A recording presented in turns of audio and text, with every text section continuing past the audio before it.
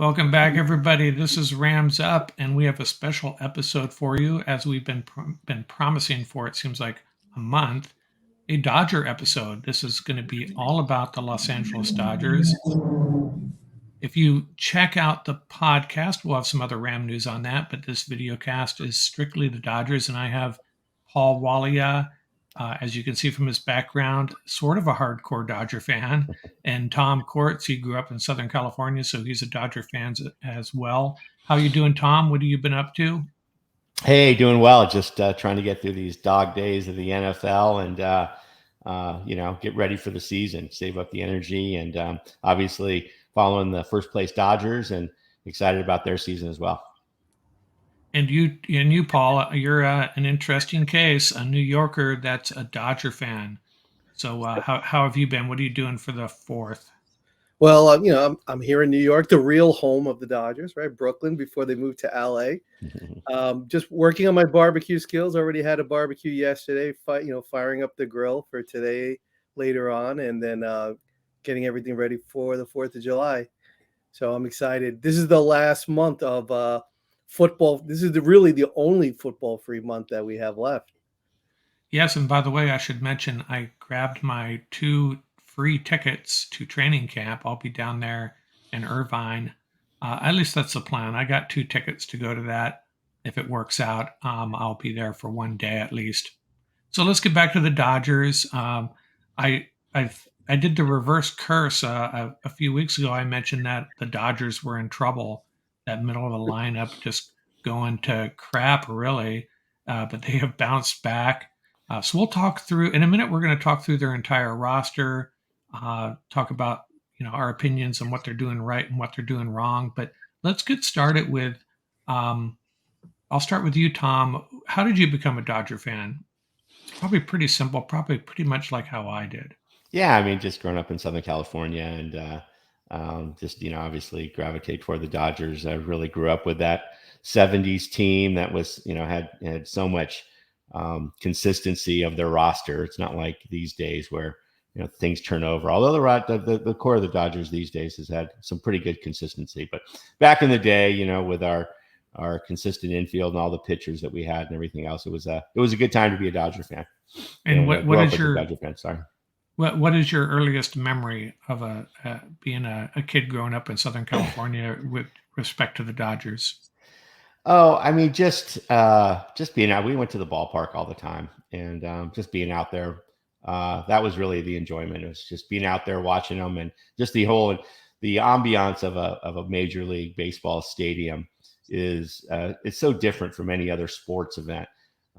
Certainly the indoor events and the hockey and the basketball, and obviously the much larger venue of a football stadium. But there's something big and intimate, but about a baseball stadium and that environment that's so unique, and the casualness of it, and sort of the waiting for something big to happen, and kind of on every pitch. So it's just that memory of being in the stadium that I never could shake or ever would want to shake.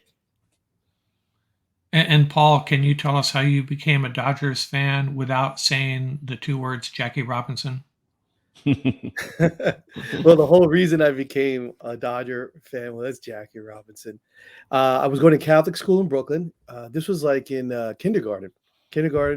And I remember we had gone back to where the rectory was, and the office where the head brother, basically his office, on the wall was just all pictures of the Dodgers. And I saw, pictures of Duke Snider. And apparently in our neighborhood of Brooklyn, the Dodgers were just like, just icons.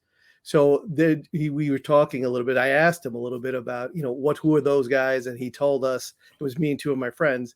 And then when we started talking, the one person that stood out was Jackie Robinson. So I actually asked my mom to take me to the library, and there was a book called my first book on Jackie Robinson. I kid you not, in the library, and I read it. It was about 8 pages, and 2 of the pages were the exchange between Pee Wee Reese and Jackie Robinson, where he put his arm around him. He said, Jackie Robinson is my friend. So I was hooked. As you get older, obviously you learn more about Jackie Robinson and the Dodgers, and I just fell in love with the Dodgers. Coincidentally, right here in New York, 77, 78 World Series against the Yankees. We got to watch it on TV. I actually cried when the Dodgers lost both. But 1981 Fernando Mania, I experienced it firsthand at 12 years old. It was incredible. And then they won the World Series that year. And ever since then, it's just been Jackie Robinson and the Dodgers. And I'm very, very lucky to have a hero like Jackie Robinson that not only can I look up to in sports, but also the way he lived his life in terms of public service. So, just in long and short, and that's just basically why I love the Dodgers. And one thing Yeah. about, like you were saying about the stadium, when you go to a baseball game, it's almost like going to like a giant family gathering. It's sort of laid back, and it's like everybody there, is your neighbor.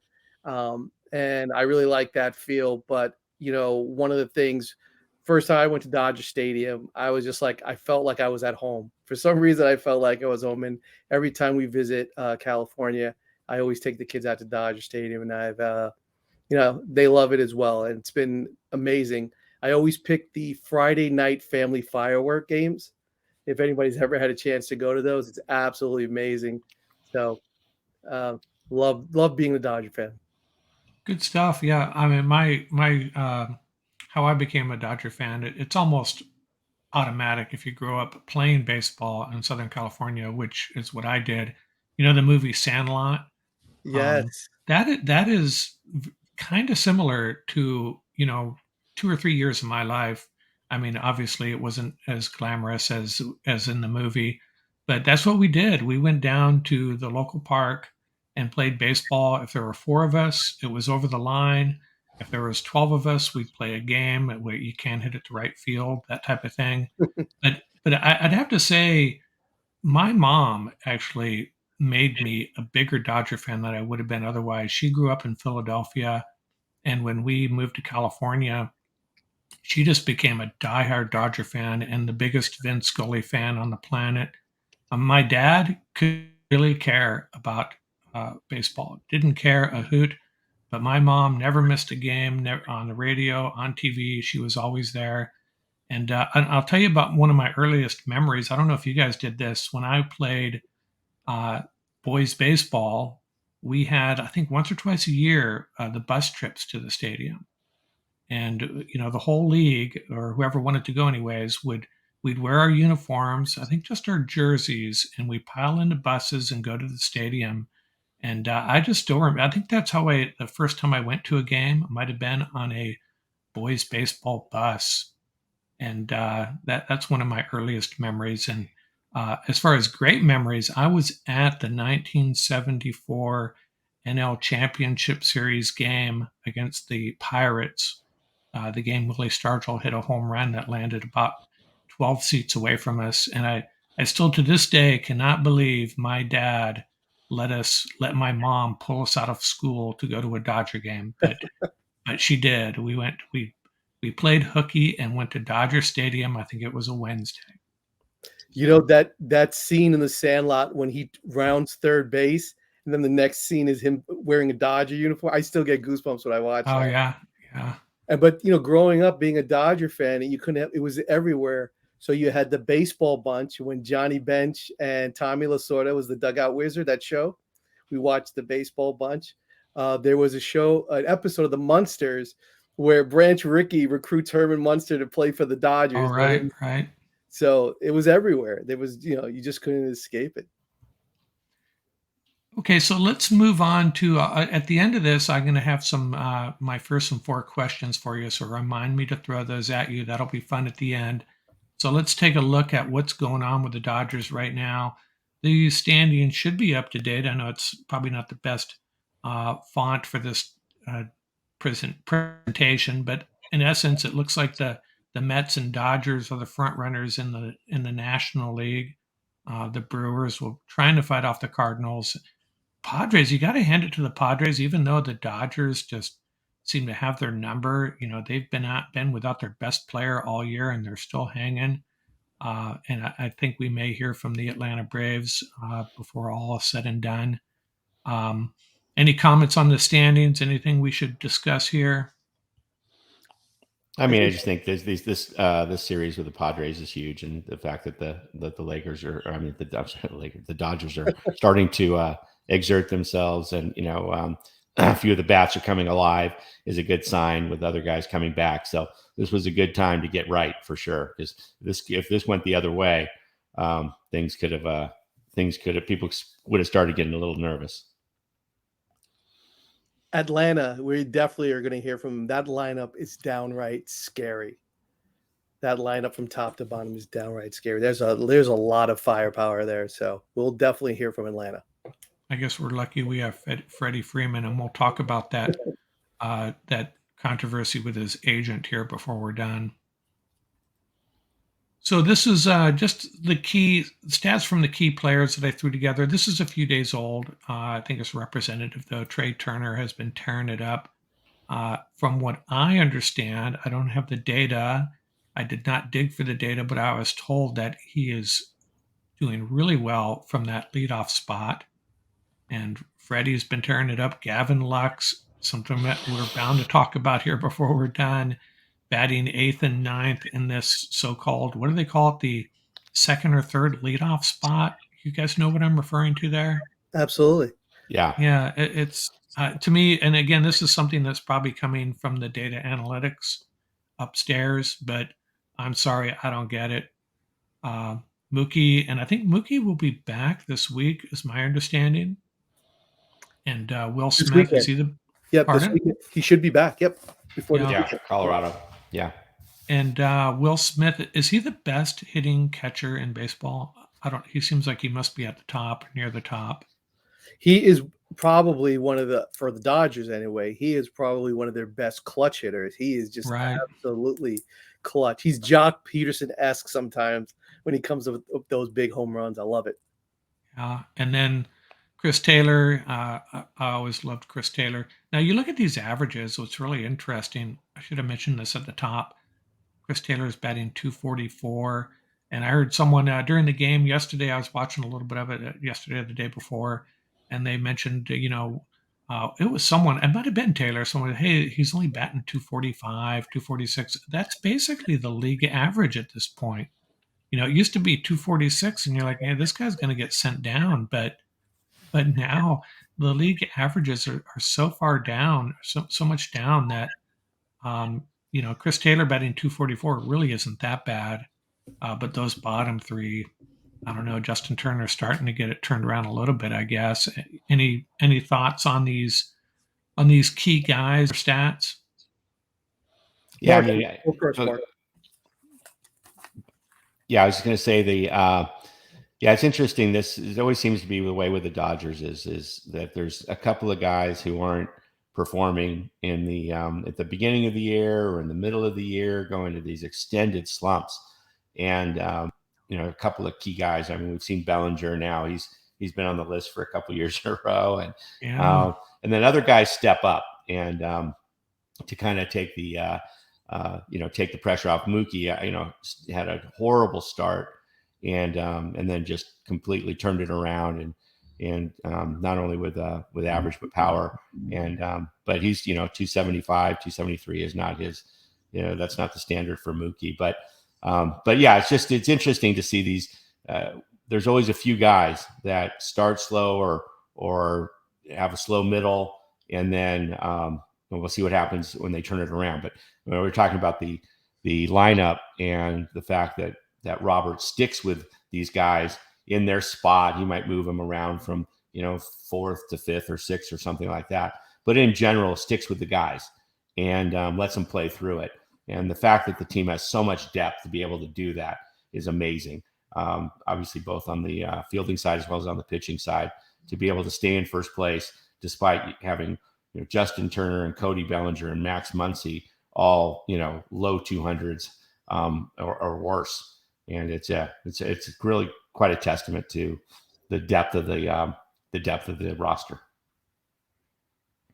Yeah. How about you, Paul? Yeah, one thing that sort of, right off the bat is, so remember we had the lockout. So spring training was basically reduced significantly. So one of the things I wonder is, particularly when it came to the injuries to the pitchers, how much of that played into it, and not having the pitchers didn't have time to really get themselves, work up to their normal, I guess, routine, and um, just getting themselves stretched out before the season started. So that's just one thing to keep in the back of our minds, right? How much did that play into it? Particularly for pitchers. That's very, very significant. Secondly, also for these hitters, right? Getting into shape, all the different drills. Spring training from baseball is not like it is in football, but it's still very, very important. So just to sort of like preface everything, I'm pretty sure that factored into the slow starts for some of the Dodger hitters, particularly someone like Justin Turner. Justin Turner, you see with that leg kick, he has a lot of moving parts in his swing. So, I could see him starting to turn it around now. But the one thing that jumps out at me every time I watch the Dodgers is the scenario with Trey Turner and Mookie Betts. I know a lot of Dodger fans out there um, know what I'm referencing is, Trey Turner's hit out of the number 3 spot for a large portion of his time with the Dodgers. And that's part of 2 reasons. When Mookie Betts first came over, they had him hit in the 3, they had him hit in the 2, they had him hit in the 1, and he always had the most success at the 1. So, Mookie Betts being our prime time player, obviously you defer to that spot. However, Trey Turner, without question, is the best leadoff hitter in baseball. Okay, the kid won a batting title, led the league in stolen bases, right, hitting out of the top spot. So, at some point they have to understand that Mookie Betts standing on second base, and not being driven in is like an all too reoccurring theme. What they need to do is let Trey Turner stay at the top spot, let Mookie Betts hit second, and then let Freddie Freeman hit third. And I think the Dodgers will produce runs at a much more consistent rate, and they'll be much more potent in terms of their overall lineup. Right now, their middle of the order is not as intimidating when you take a look at other lineups, and for a lot of different reasons, right? Justin Turner is still dangerous, but he's definitely a player in decline. Cody Bellinger is just a shell of his former self, and he's only 26. I always remind people that the kid's only 26 years old, so he's still got plenty of time to turn it around. And Max Muncy is still working his way back from that horrible injury. So I think that's one of the first things that they have to do. Freddie Freeman was a great signing, an absolutely perfect signing for the Dodgers. But I think him hitting out of the number 3 hole and then Mookie ahead of him, number one, the Dodgers have more speed on this roster. And as a Jackie Robinson fan, you see the smile on my face, right? They have more speed on this roster than ever before, particularly the starting lineup. Between, you have Gavin Lux, you have Trey Turner, you have Mookie Betts, you have Chris Taylor. So they can blaze it up on the base paths. So they really need to take advantage of that. But the question for the Dodgers is really who's going to be their primary RBI men coming out of the 4 and 5 slot. That's going to be the big deal. They have their top 3, Turner, Betts, and Freeman, are as good as any 3 in baseball. No question about it. So, I think the rest of their lineup, Chris Taylor got a huge contract. He's getting $15 million a year. So he's not a utility guy anymore. So he's going to have to produce some runs as well. So there's going to be a lot more expected out of him. So basically the left field slot is his for the remainder of the season. So it's going to be an interesting, and I think the key to this lineup is really going to be Max Muncy's health. They definitely should not have him playing the field. I think they're absolutely nuts to have Muncy out there playing over at second base and third base, because the most recent article I read was that his elbow is not going to be ready for a while. So he should be DHing full time, and they should not take a chance of him being out in the field and getting hurt again. But Muncy's really going to be the key to this lineup for the rest of the year, his health. Yeah. Before we move on to looking at each roster group, I just want to mention Cody Bellinger. It's kind of a shame because, you mentioned his speed. I mean, he is so fast, and I feel like he would have been. He's playing in the wrong era. If he was playing in the '80s, he'd be hitting doubles, and triples up the alley, hitting balls to the left side and beating it out.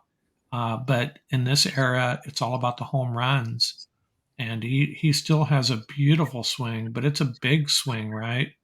And I don't know. I thought they had worked on him, perhaps shortening his swing and just making contact more often, but just haven't seen it come to pass.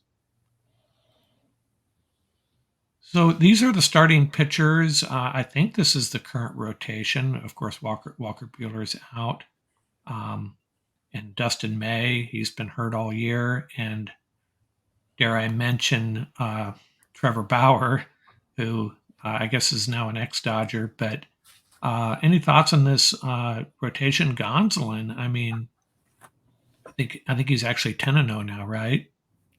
He won the other night. Pretty solid rotation, right? Tom, you want to lead off?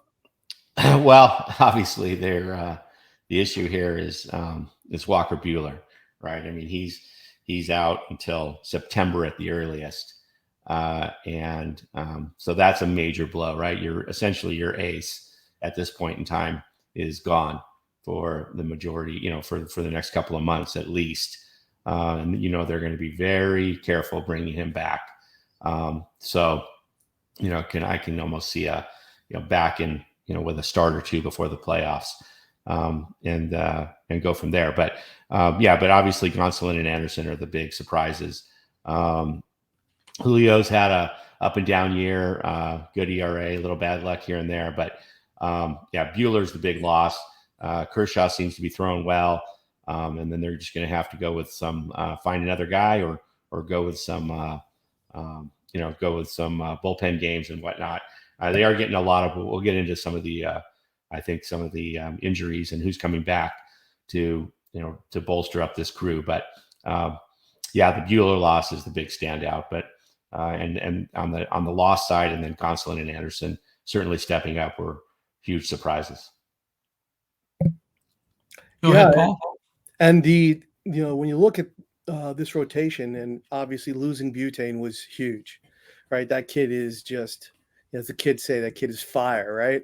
But hopefully he'll come back this year. They also, he got a bone spur removed also from his elbow recently. He had a small procedure because he has that flexor strain, which has him out until September. But in the interim, they also removed a bone spur from his elbow, which is interesting. They said it would not impact his return date, just to keep that in the back of our minds.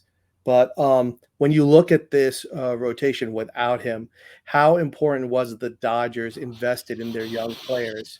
You have the quiet assassin, Julio Urias, who is, just, we like to call him the little ace, right? But, and then now Gonsolin, Catman, right? They were patient with him. He had sort of a up and down year last year, but now look at it. He's got great stuff. When you watch him pitch, his mix of pitches is as good as there is out there. And now he has the confidence, but more importantly, command. That's been the difference this year. He's been aggressive and he has the command. And look at those numbers. It's unbelievable. Look at that whip, 0.85. That is absolutely tremendous. Tyler Anderson has been an absolute revelation. You'll love that. And, we have to have our obligatory lefty with the awkward delivery. Now that Alex Wood is gone, and there we go. We got Tyler Anderson. If you watch him pitch, very reminiscent of Alex Wood with that awkward delivery. And then you got Clayton Kershaw. Now, Clayton Kershaw, if he can come back, and obviously if he's healthy and he can be consistent, he can help stabilize this rotation for the rest of the year. And that's going to be crucial. Obviously, you got Heaney as well. So if you look at the Dodger rotation right now, pretty interesting. 4 lefties in the rotation. Very, very interesting. Dodgers always were a righty-heavy pitching unit. This year, lefties. So I think Clayton Kershaw still has a lot left of the tank, and he's going to help stabilize this unit. Brian May from the Guitarist Queen, right? So Mayday is supposed to be back August or September. August is what they have him penciled in. So if he can come back, right, and if he can come back in time, think about that. What a boost it would be for this rotation, particularly if Butane's not coming back this year.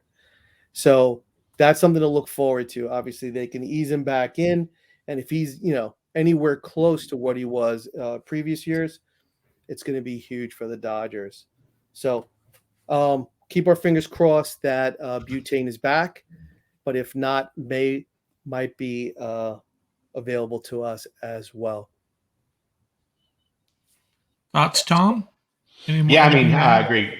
Haney and May coming back. I mean, Haney has only had 3 starts, I think, something like that, and with his shoulder issues, and but he, his 3 starts, he has pitched well, and so if he can get healthy, we get May back, uh, as Paul said, and we'll see what happens with Bueller. But yeah, we definitely need some reinforcements in that starting pitching rotation for sure. I mean, you, anything can happen these days with these pitchers, as we know, and to expect that Julio or Gonsolin, Anderson, and certainly Clayton are all going to continue to be healthy is that would be great. That's what we're all hoping for. But these guys typically go down at some point for some period of time. So just keep our fingers crossed.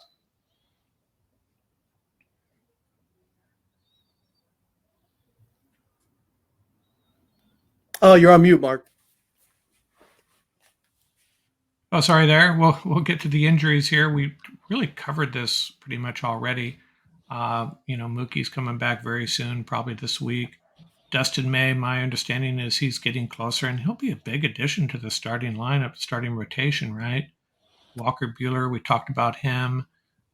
Daniel Hudson, he just got hurt recently, right? So looks like he's out for the year. A couple other guys are also injured. I think we've talked enough about the injuries already. Let's move on to the starting rotation. Well, we talked about this as well. Pretty solid there. These are the relief pitchers. And again, we've already talked about this. Anything to add? So what's the deal with David Price? I'm sorry, I'm out of the loop on this. Is he? I think all of the Dodger Nation is out of the loop on David Price and how they utilize him, on whether or not he is going to be a factor. It's just so puzzling in terms of his utilization going back to last year. It just doesn't make sense. They were desperate for a starter, for like a spot starter, and they didn't utilize him. And when they did, it was just sort of, you could just see they had like zero confidence in him. But the relief pitchers. So I think the Almonte was a good pickup. The kid from Colorado, he's pitched fairly well. I think they call him Showtime. I got him down 19 innings, 1.37 ERA, not bad. Now, if you take a look at Brusdar, he's been doing really, really well. He's been turning it around. I think between he and Kimbrel at the top, if they can become a consistent, formidable 1-2 punch, I think that's going to help the Dodgers tremendously. Evan Phillips has been a real find. Vesia is starting to turn it around. He's been a tough lefty, and they need another lefty. There's no question about it. Take a look at what you see on screen, right? They definitely need another tough lefty. The kid, Justin Brule, they've used him, but he's back down in the minors again. I like what I see from him. He's a big kid, shows a lot of moxie when he's out there. Victor Gonzalez, I think he had an elbow surgery. He's not due back until August. He was the other lefty, so Dodgers are short on lefties. That's what they need, some lefties coming out of the pen. But I think Bruiser and Kimbrel, those two at the top have to become more consistent. And I think as the season moves on, I think they're going to get better. I think that's a nice combination. I think Bruiser is going to surprise a lot of people this year, particularly in the second half of the year, once he finds his rhythm. Once he learns that he doesn't have to throw at 99 miles an hour every pitch, he learns how to actually, outthink the batters, because he's got that devastating pitch. I think he's going to be super effective. He's a star in the making. But Mitch White's also been tough too. He's been their spot starter. They've called on him a really tough occasion. Did a great job last year in the playoffs too. So I like what I see in Mitch White. He's going to be a real weapon for them. Long relief, getting quality innings. The one thing that Dave Roberts has to do better, he cannot burn out his bullpen. He has to understand that he cannot burn out this bullpen as they try to solidify their rotation through all these injuries. And So that's going to be, really the make or break for the Dodgers this season is how this bullpen is able to hold up for the whole season. They do have Ryan Pepiot and then Bobby Miller. Those are their two young prospects. Pepiot has some command issues, and whether or not they're going to let him actually be a starter full time, because Dodger philosophy is hate base on balls, right? And he has a really high BB number. But I think I have him down for he's averaging a strikeout an inning when he's with the Dodgers. So the kid's got some phenomenal stuff, and Bobby Miller just lights out. He just lights out. So whether this is his year or next year, I don't know whether they're going to call him up or not, but I think it would be great to see both these guys get an extended audition. I think when you can find young stars from within, particularly when it comes to pitching, that can put you over the top. So I think those two definitely deserve an extended look. Yeah, a couple other guys we get back. Blake Trinan is a big missing piece. He's always been that key setup guy. Probably could have been the closer, or actually stepped in on a closer role a few times when Kenley was a little shaky. And so he's a big, he had the shoulder issue, out for another month. Plus, we're not really sure when he's coming back, but that'll be a big addition to the top of that closing staff. And maybe Caleb Ferguson, he'll be back soon. So there's a few guys, Tommy Conley, maybe a few guys that are, in the mix to come back and reinforce. But the David Price issue, he just went on leave again, I think, and they brought Brule back up temporarily to take a spot to give Brule another shot. But yeah, the David Price is just sort of this superstar, just sort of hanging around at the end of his career, it seems like, and he opted out during the COVID year, and it's just a weird situation there. But yeah, I think the relief pitching staff, there's a lot of guys. Bickford we didn't mention. Shout out to Oaks Christian and my old hometown down there in Thousand Oaks, Newbury Park, where his family's from. Phil Bickford trivia for everybody. Do you know who Phil Bickford was traded for? I do not know. Will Smith. Did you know that? No. But not the Will Smith that we're talking about. It was the Atlanta pitcher. The Atlanta pitcher, yeah. So okay. I threw that to people, and they, oh my gosh, Will Smith! I didn't really know. Yeah, Phil. Giants traded for him, and traded him, and then traded for him, and then they ultimately released him, and he was claimed off waivers by the Dodgers. And so yeah, Tran and I glossed over him. He was, I'm sure he was listed on that injury page. I glossed over. Yeah. So Trinan's interesting because what the injury update, they vary from week to week. So you'll have articles where they'll say he's out for the year. Then you have articles that are saying, like the most recent one, he has resumed throwing at 120 feet. Yeah, so, okay, good. I don't watch enough Dodger games, and I don't keep up on things. And there's been a couple of times where I saw Bickford on the mound, a shot from center field, and I go, "Oh, Dustin May's back." Yeah. No, it's not Dustin May. I just missed the days when it was Tom Diedenfuhr and Steve Howe, and that's all you needed to talk about. The modern baseball, they got this whole stable of relievers that they can pull from, and it's hard to keep up on it. But okay, let's move on to we got our infielders. We all know about these guys, obviously. The one guy that I think has really stepped up, Gavin Lux. We'll talk about him a little bit more at the end here. Muncy's struggling. The one thing the Dodgers have is a lot of flexibility, especially with Trey Turner, and Gavin Lux can play multiple positions, as can Max Muncy. But pretty set on the infield there. Any thoughts? I mean, Freddie Freeman is just a rock at first base, defensively and offensively. Unbelievable. Perfect signing for the Dodgers in every way. Fits Dodger blue perfectly. Muncy, like I said, I mean, if what we're reading is correct about his elbow, I mean, they really should like have somebody else. They really need to pick up somebody to handle some some more of that playing time at their base. Somebody like nothing that they have to go over the top with, but like a Brandon Drury or someone like that who could really give you some quality starts at third base and also give Justin Turner a break as well. Turner at DH would be very formidable.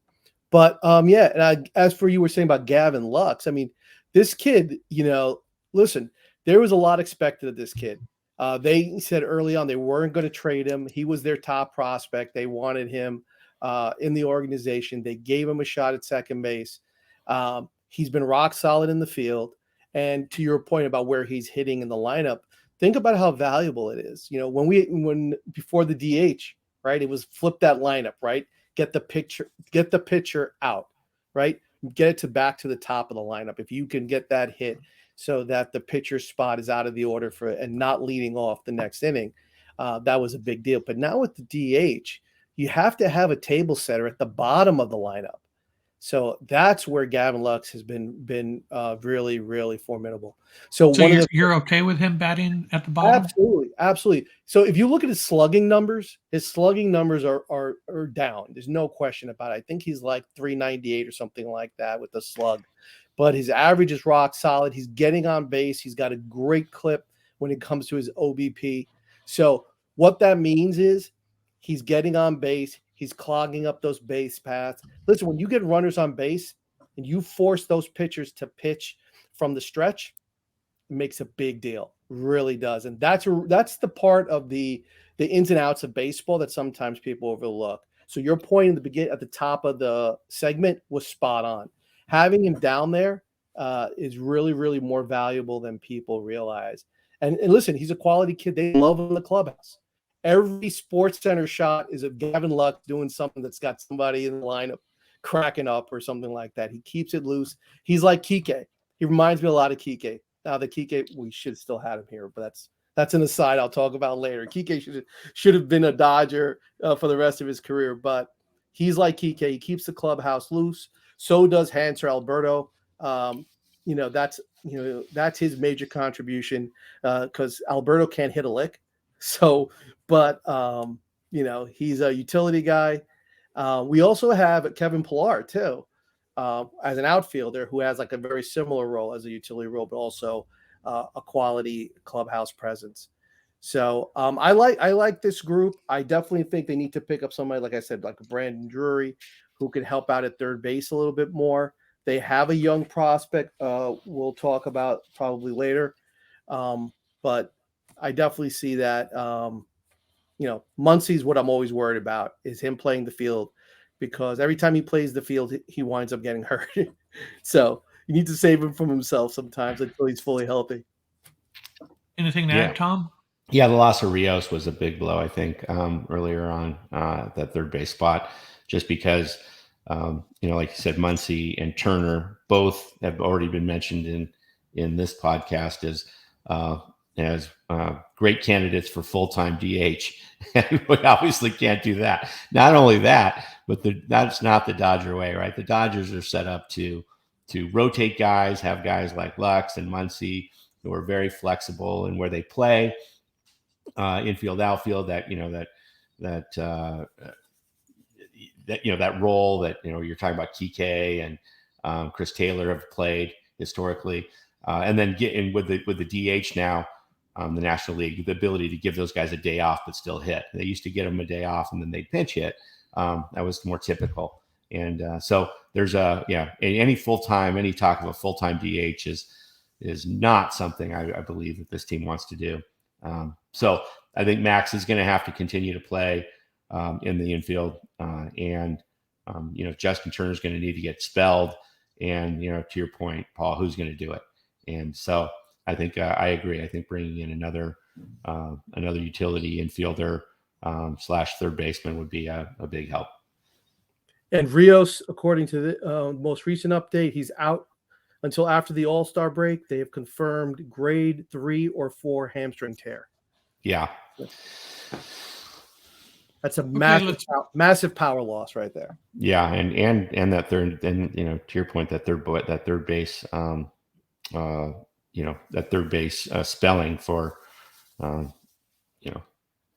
Turner. So Onto the outfielders, the Dodgers were able to pick up Trace Thompson, bring him back.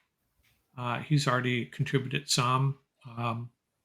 Cody Bellinger. Mookie's not listed here. Obviously, he'll be back on the field pretty quick. This was captured a few days ago, so I didn't include Mookie. But moving forward, obviously, he's the centerpiece of that outfield.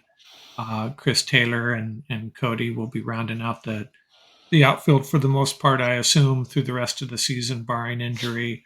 And then I like our catchers, Will Smith and Austin Barnes, really complement each other. I see sometimes they put Barnes catcher and Will Smith as a DH. I assume that's a pattern against left-handed pitching. So, like our catchers, outfielders, the starting three are pretty darn good as long as Cody eventually picks it up, right? Yeah, he such an enigma. He started off the season well, and he was, he's back, and he's given us a few of those glimpses over the last couple of years, ever since he fell off. That I think he's back, and they worked with him all off season. Here he is, and then next thing you know, so going back to a football reference, right? Just because this is the Rams Up podcast, it reminds me of what teams defenses did, and Belichick in particular did, to take away, sort of half the playbook of McVay's playbook when Goff was in there. And certainly once Gurley went down and the play action wasn't as big of a threat anymore. It's similar to what I feel like with Bellinger. I feel like they can work on some things and work on a pitch that, that the other teams were consistently getting him out on, and he could go to that, and he could start to make, hit that pitch, and things look great. And then, but unfortunately, there's just too many holes in that huge swing of his to get to. Once it starts, it's hard to adjust. And so, in other words, other pitching coaches and pitchers can just come up with another pitch that he just can't adjust to, or it takes him too long to adjust to. So I feel like there's just too many holes in that swing of his that people can pick apart. So, but it's nice to see guys like Alvarez, Lamb, Thompson being able to come in and pitch in, and the Dodgers are very good at that, picking up very good players and making them part-time players to fill the gaps as needed. Let's see. I tried to capture. I just went to a couple of websites, tried to find a list of the top Dodger prospects, and I don't know if we'll be seeing any of these guys this season. Bobby Miller is a guy, you mentioned him already, didn't you, Paul? Yeah, I love that kid. What's interesting, most recently, read something on him on Dodger Blue that he just got introduced to analytics. So talk about interesting. So he was raving about this concept of analytics, and they're trying to get him to understand how hitters are attacking him and how he should attack pitchers. So here's a kid with all this natural talent, and now that the mental aspect of the game is being introduced to him, and this is what it's all about. This is all about player development. That article is, if it highlights anything to these young players out there, is about this concept of player development, expanding the various aspects of your game. And he's just being introduced to that. And this kid just has all the natural talent in the world. So, yeah, and Michael Busch is just hitting the snot out of the ball. Miguel Vargas as well. Miguel Vargas is considered to be the best pure hitter the Dodgers have right now.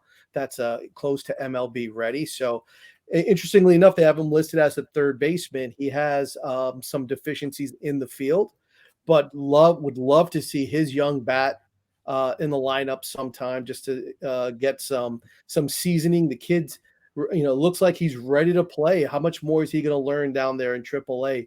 Bring him up, let him get his hacks, because the kid can hit. He looks like a young Pedro Guerrero out there, the way he hits and the way he can't play third base. So, right? So that's right. Bush also a pretty high regarded prospect. They remind people of Max Muncy. He can hit the snot out of the ball. where exactly do you play him defensively? That's been the thing, right? Second base, first base. And any of these guys, normally you would put them at first base. Freddie Freeman's not coming off first base anytime soon. We all know that. So that's going to be the quandary for the Dodgers. Some DH action, maybe. I don't know, maybe some reps at second, some third, whatever it may be. But these two young kids can hit. And then Ryan Pepio also, he and Miller together, like I said, could really booster the rotation. And whether they use Pepio as a reliever or as a starter, probably more as a reliever. I mean, the kids pitch mix. If he was allowed to go out there for an inning or 2 innings, right, and just gas it up, and he's got a nice fastball changeup, and there are people who have built their whole career around that. Their two best pitches being a fastball and a changeup. So I think he's tailor made for that 1 inning, 2 inning slot until he gets a little bit more seasoning and maybe enter the rotation. But I would love to see Bobby Miller get a shot. Yeah, and don't forget about our number one, Cartaya, and Yeah. but he's probably ready, maybe even has been for a year, but there's no room there, and I think he's a prime, the prime trade prospect for the Dodgers, and for to go after somebody, they love to make that big move mid-year for the push, right? When you're in the window like the Dodgers are. You gotta kind of push some chips in, and like they did last year with Scherzer and whatnot. So they always seem to do it, and they're not afraid to trade away some of these young guys to go for it. And I love that. There's when you're in the window, only a World Series championship will do. So Right. go get pieces, and obviously we're covered a catcher. It's not like we're maybe if we're talking about a third baseman or something like that, a different player, a different position group. But a catcher, we're covered with Will Smith for years to come, and that guy's a prime prospect, and I expect them to trade him before the end of the year for something significant. And remember, just recently, Mookie went out publicly. He said Barnes should wear the C. Don't you think that's interesting, right? Oh yeah. Yeah. He's not even the starting catcher. And think about that. That's the value of that guy in the clubhouse. That your best player is saying, this guy right here, he needs to wear the C. Yeah, well, historically, I mean, this could be actually a fun little exercise at some point in time. But backup catchers are historically, some of the smartest guys on the team. They don't get a lot of play time, but they have to be extremely knowledgeable about every other player, every other all pitchers, and they have enough time on their hands to help the team in all of the different ways that they do. And a lot of those guys go on to become managers, and backup catchers. It's a long list of backup catchers who have been great managers. And look for the Dodgers. So they've always had those guys. So you got from that combination of Yeager and Socha. Then you had, remember when Rick Dempsey came in and he was putting in those. Yeah, exactly. So yeah, absolutely. So I love that. I love that aspect of it to have that. But yeah, Cartaya, and remember the trade piece last year was Ruiz, one of our top catching prospects. They had two. They chose to keep Diego. So it's interesting. I think they might hold on to him. I think this kid is, who they compare him to? Pablo Sandoval. Wow. He's one of my favorite players, right? They compare him to Pablo Sandoval. I think they're going to hold on to this kid. I really do. How you can only hold on to a guy so long in the minors, though. I mean, what are they going to do with bring him up? I don't know. We'll see. We got plenty of chips to play with this time. Yeah, I got my fearsome 4 questions for you if you're ready. Before I start, I think what we all agree on is the Dodgers need to square away that middle bottom half of their order. Those 3 guys got to start hitting, start carrying more of the load. They need Walker Buehler back for the playoffs. That'll be a big addition. Other than that, I think they're in really good shape. Got a lot of guys stepping up: Trey Turner, Freddie Freeman, Gavin Lux. So let's get on to my fearsome 4 questions, and I'll let you each take turns answering these. And I think Paul, you already answered one of them. Who bats leadoff when Mookie comes back? And we already know your answer. T squared. Right. And how do you agree, Tom? Yeah, I agree. I don't know if the Dodgers will do it. I think that this is something that Mookie. I think they'll go to Mookie and ask him, and I think he would say absolutely, and he'll bat anywhere. I mean, that's the kind of team player he is. So I think they will keep Trey at the leadoff spot. But the big question is, Trey is a free agent next year, and a lot of people think he's not coming back. There's a lot of talk about the fact that he is a East Coast guy through and through with his family and so forth. I know he's always kind of wanted to get back there from day one. Not sure they're going to bring him back or that he wants to come back. Obviously, they want him back, but I don't know how much that plays into it. We talked about Mookie being the backbone of this team going forward, and so yeah, I don't know, that kind of plays into it in the back of my mind. Having said that, I think that he will, he'll say I'll bat anywhere, and they'll leave Trey up top. Think of how many fastballs Mookie's going to see with Trey Turner standing on first base. Think about that. Mookie's going to win a batting title this year if that happens. Okay, for some question number 2, and some of you may have already answered this as well. Who are the 2 Dodgers that they need to move away from next year? Who are the 2 Dodgers they need to put in their rearview mirror? I mean, I will say it. I know it's not going to be popular. I know I'm going to get a lot of angry emails and text messages and Twitter posts, but they got to move away from our buddy. They got to move away from Kershaw, and they got to move away from Turner. There's just no way around it. That's all. Did you say Turner and Kershaw? Turner and Kershaw. They have to. Oh, I wasn't expecting Kershaw. Listen, look, his injury history speaks for itself. Listen, and a lot of the great pitchers in the latter part in the twilight of their career, that's been the scenario. But the amount of money, not that money is an issue for the Dodgers, we know that. However, I think it's time to go out and bring in some guys that can give you a solid season, that are a little bit more reliable in terms of the injury history. Turner, same thing. I mean, it also goes, in terms of the role in the team. So here's the thing. How do you move from having such a prominent role to a diminished role? And that's, if they can do that in a way for both players, I think it'd be great. I thought they were going to do that with Justin Turner this year. It hasn't happened, and largely because of the injuries.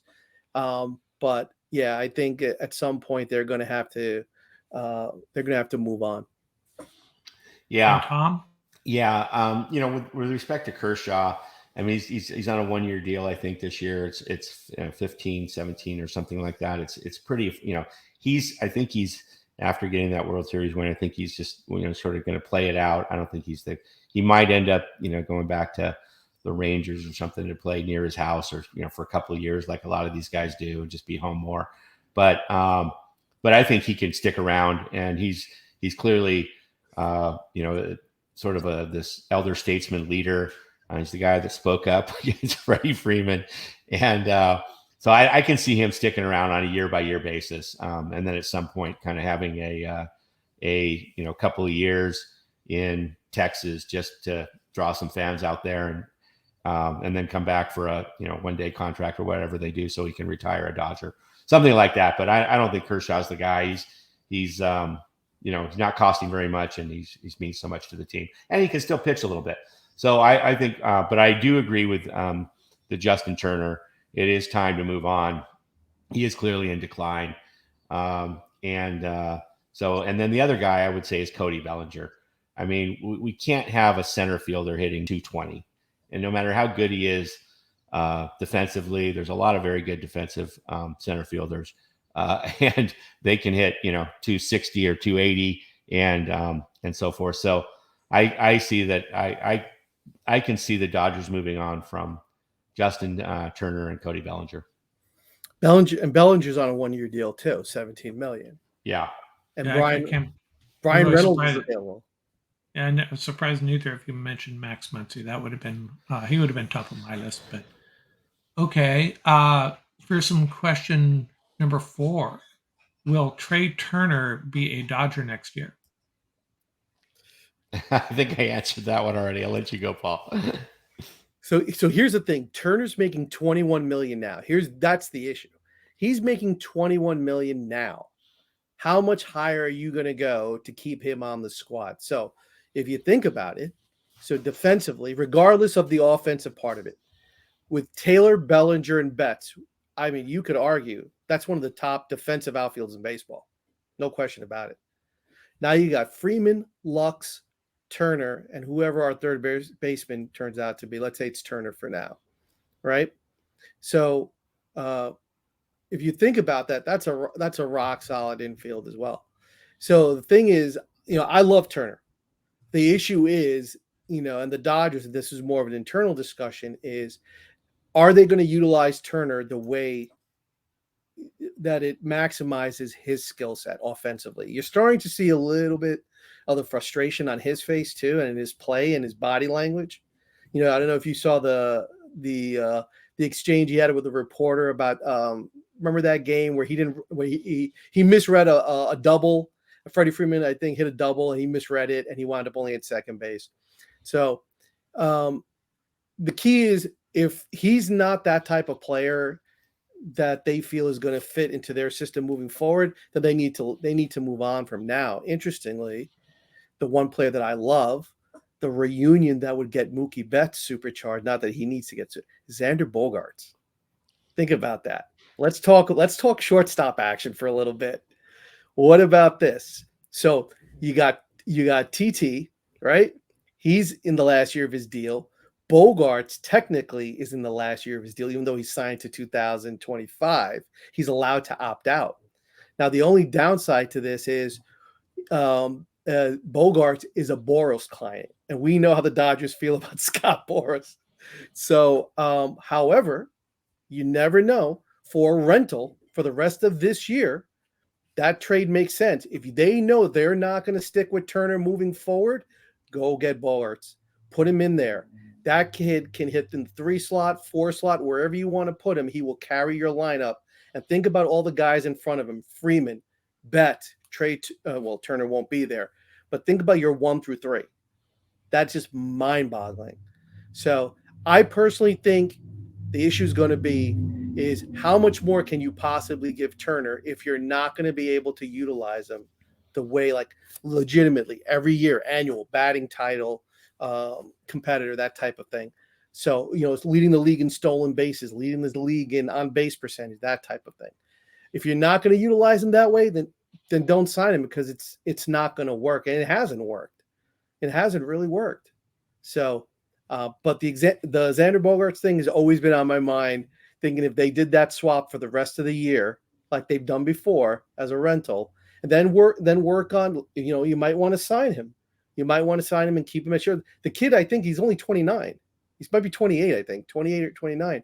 So to get him for an extension would be a great deal for the Dodgers. And the Dodgers have to learn something, a valuable lesson from that pitcher, which I will not name. They overlooked character concerns, and did it come back to bite them? It bit them hard, and it destroyed the season. I don't care what anybody says. It destroyed the Dodgers season. And now is a chance, if you can get a character guy or whoever that may be. Brian Reynolds from Pittsburgh is also available. You're talking about Cody Bellinger. You're going to move on from Bellinger, go get that kid from Pittsburgh, Brian Reynolds. That kid can play. All right? That kid's his 4th year in the league. That's what the Dodgers do best, right? Know your personnel. Don't wait. Make the moves now. Build your team. Be the best. The Dodgers are the best team in baseball. They are America's team. That's what they need to do. They need to decide if they're going to move on from Bellinger, go get Reynolds. If they're going to move on from Turner, go get Bogaerts. You're muted again, Mark. Sorry, Tom. You had said earlier that you thought they'd re-sign Turner. Is that what No, I thought they would not. Yeah, definitely would not. They let him go. Okay. Yeah. Sorry, he doesn't want that. No, that he doesn't want to be there, or he wants to go back to the East Coast. He's going to get paid. I mean, look what Seager got. Seager got I think 10 years, $325, something like that. Trey Turner is going to get paid, and he's going to get paid big. And as Paul mentioned, outlined is that if the Dodgers aren't going to use him in the way that he's most valuable, then it doesn't make sense for either side. The Dodgers didn't want to give Cody that bag, and I don't think they're gonna want to give Trey the bag, and I think he wants to leave. I think both sides are feeling like this isn't going to work, and they both know it. And it will be interesting to see what they do there. They go to Lux. This is natural position. We'll see. And we need to save our money for Aaron Judge. That's right. Yeah. Now, where is Turner from originally? Do we know? Do either of you know? Is he? You say he's an East Coast guy. Yeah, I know his whole family's out there. I mean, there was a lot of talk about that when he first got traded to the Dodgers, and that was the talk. So yeah, I think he's an East Coast guy through and through. We'd have to look up the hometown, and sometimes that's overlooked. How badly players want to get back home where they're comfortable, and Boynton that's a Beach, powerful Florida. force. His hometown is Boynton Beach, Florida. So there you go. There you go. Okay, my fearsome question number 4. This is a little bit more of a fun one. Who is your favorite Dodger announcer not named Scully? Ooh. Now, I'm going to throw some names out there because, I didn't give you any time to prepare for this, but some names to consider.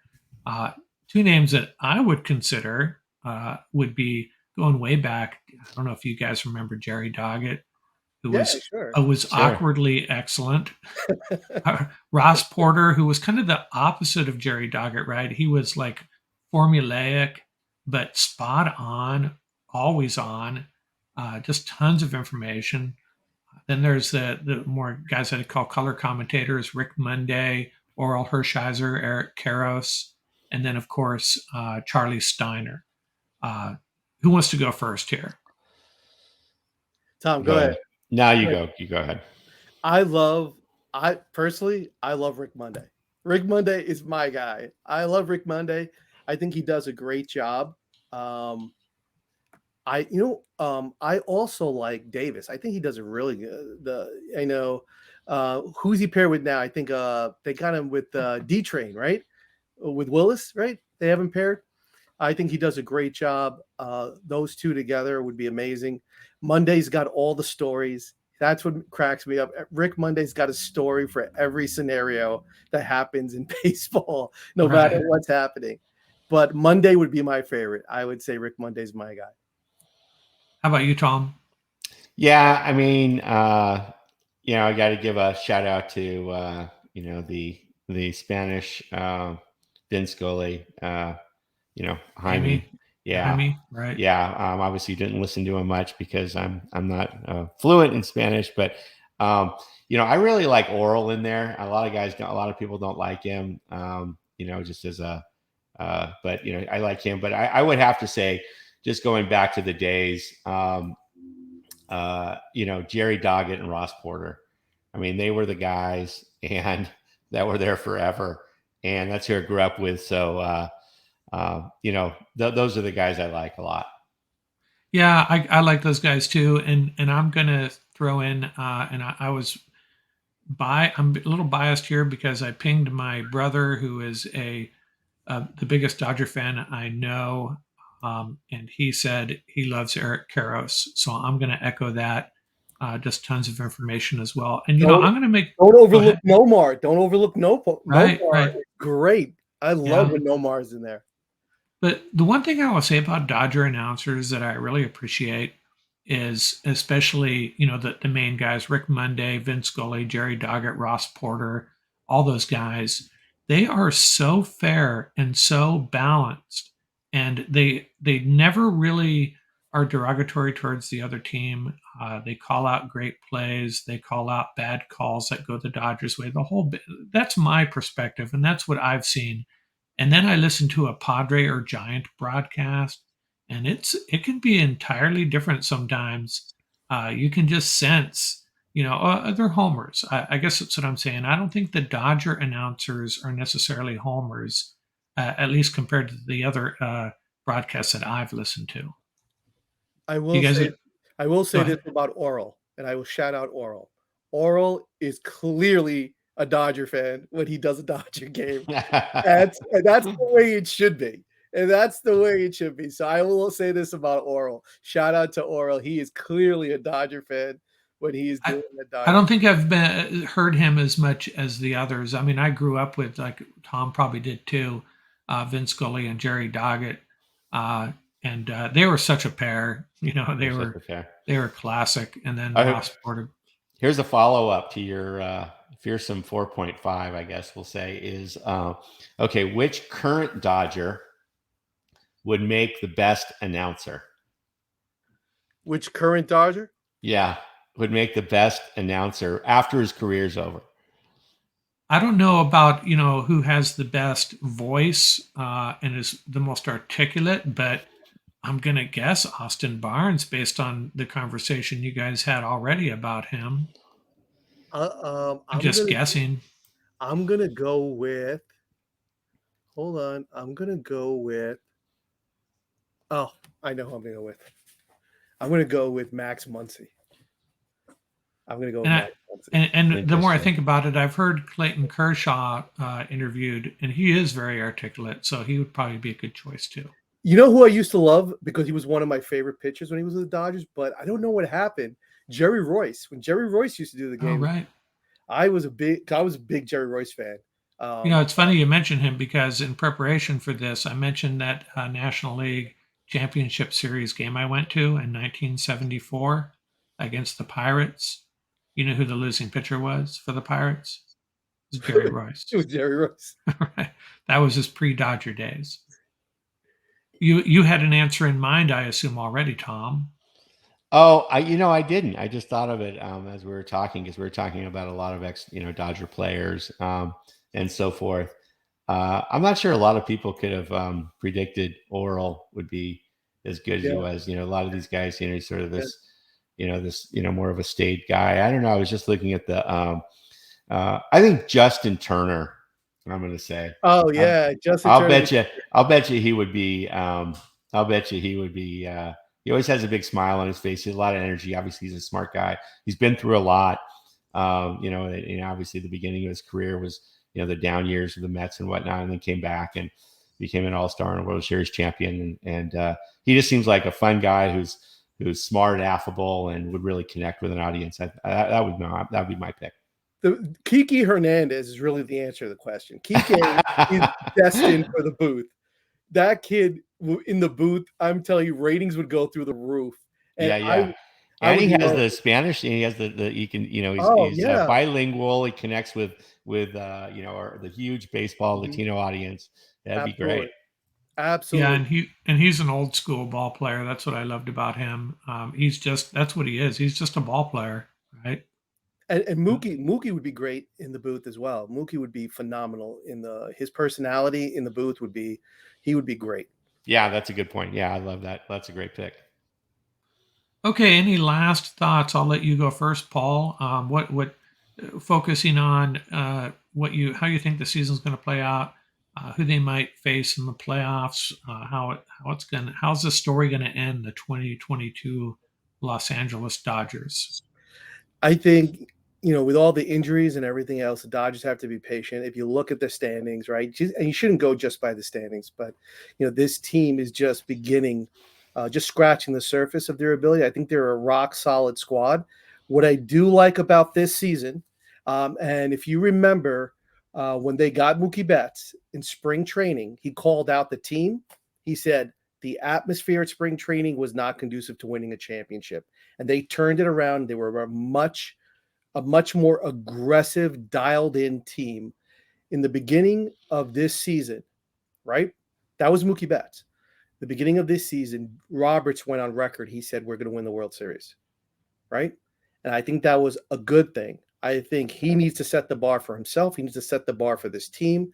They should not have lost to Atlanta last year, in my opinion. I think on paper, and that's the bottom line, it's not about paper. You got to play up to your ability. They played down to their competition way too often last year. Same way when they got eliminated by the Nationals. No disrespect to either team. I think both those years were just years that Dodgers should have been playing in the World Series. So having said that, I think if they're patient, see how their injuries play out. My fingers are crossed that we get Butane back and Trinan back, right? I think, obviously that'll for the stretch run. But if they're patient, they have enough depth on the roster and they have enough in the minor leagues that they can get through it. But they also have enough they can make a deal or two and get this and tweak this roster and rotation and line up whatever it may be. They definitely need to bring in another Thunderbat to get this lineup a little bit more balanced, which I think they can do. There are a lot of DH types out there that they can do if they're not going to go full time with Muncy or someone else or do a platoon scenario. But I think when it's all said and done, the smoke clears, they'll be where they belong. They'll be playing in the World Series. And how much fun will it be for you if they have to go through the Mets and then the Yankees? Oh, that would be. Oh, are you kidding me? I would be jumping up and down. And Tom, how do you feel? Any thoughts on the remainder of the season and how it's going to end up? Yeah, I mean, if at the beginning of the season you had asked us if given the injuries to Bueller and Kershaw and all these other guys, as well as and also that Bellinger and Justin Turner and Max Muncy would be hitting low 200s, high 100s, and Mookie would have the start that he had, and if you had lined all that, we'd be shaking our heads and oh boy, it's going to be the Giants and the Padres ahead of us. We're going to aim for playing, but 4.5 games up, given everything that's happened, with a lot of these guys coming back, not all of them, and you get guys that weren't even in there that haven't played this year, guys like Dustin May and Victor Gonzalez. Not to mention the guys that you already said that were hurt this year and are coming back. So there's a lot of there's a lot of optimism, especially around that pitching staff guys coming back from injury. And then, but the key thing is going to be, can these core players for the Dodgers that Roberts has shown no signs of benching at all. Who are batting, or if those guys don't start hitting, and they stay in the lineup. I mean, they're batting 220, high one. Muncy's in the high 100 against, the league, against a regular season pitching staffs, and we all know what happens in the playoffs. I mean, they're going to be in the playoffs. That's no question. The question is that and that's what's happened the last few years when they've been bounced, is that they go up against great pitching and they don't hit. So something's got to give. I don't know what they're going to do, but one way or another, those guys either got to start hitting or we got to bring some guys in that can, because there's no way with those three guys in the lineup and not performing in the playoffs that this team's going to win the World Series. And look at what Atlanta did at the deadline. They lost Acuna, and look what they did at the deadline. They got Rosario, Soler, Peterson, and Duvall.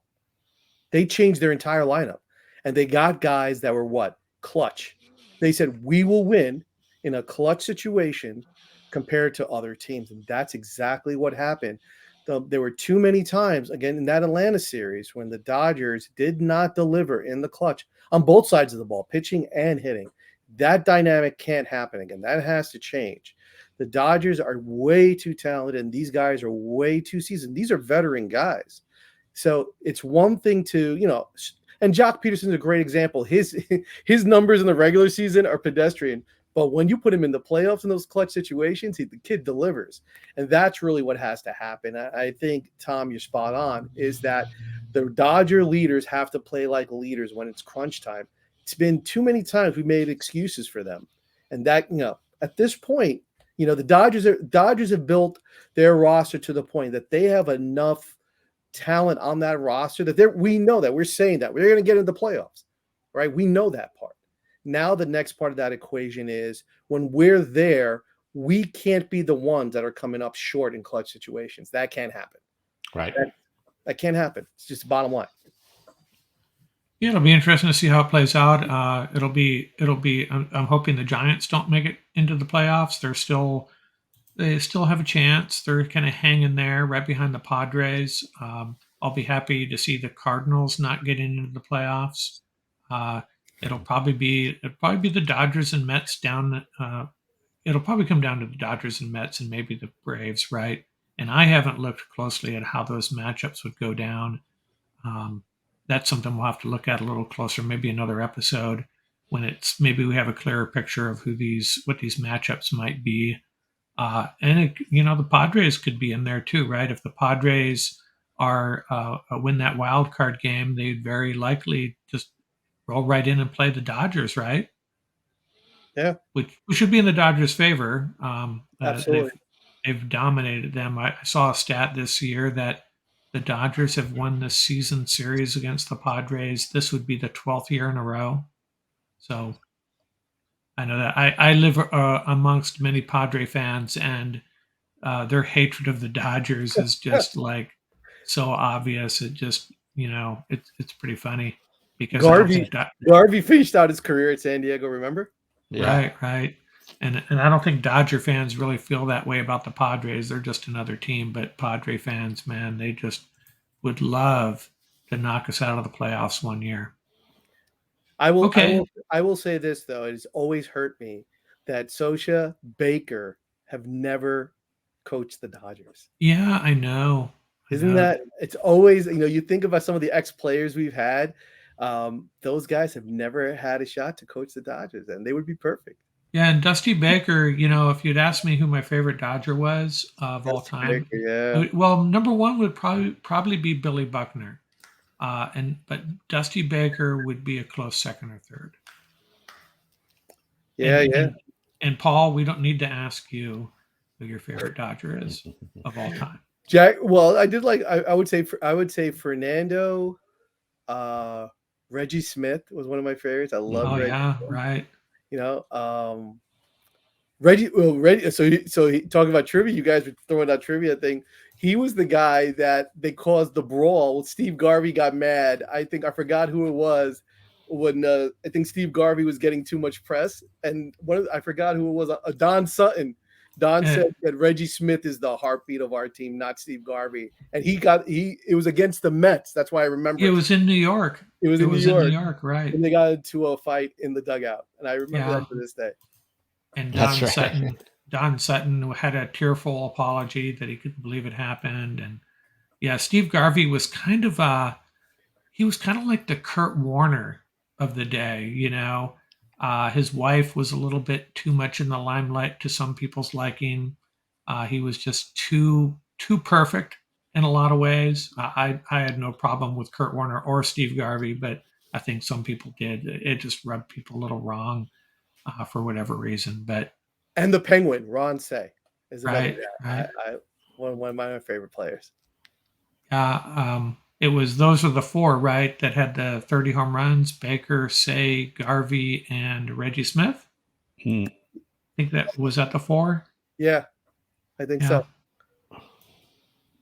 Okay. Hey, well, this has been fun. I think we've pretty much covered everything. I don't know if we'll have time for another Dodger episode. Training camp rolling in, and then the preseason, but we'll try to do something maybe before the playoffs. That's a done deal, right? The Dodgers will be in the playoffs, knock wood. But we'll do it again if you guys are up to it, and I'd like to have you guys back. We'll do another another Ram episode, maybe in the middle of training camp, after training camp. See what any of us have learned. You guys up for that? Absolutely. Always. Yeah, okay. Thanks a lot for your time. I'll let you get back to your July 4th festivities, and I'm out here. See you guys next time. All right, have a great one. Enjoy your 4th. Rams Happy up. 4th. All right, bye.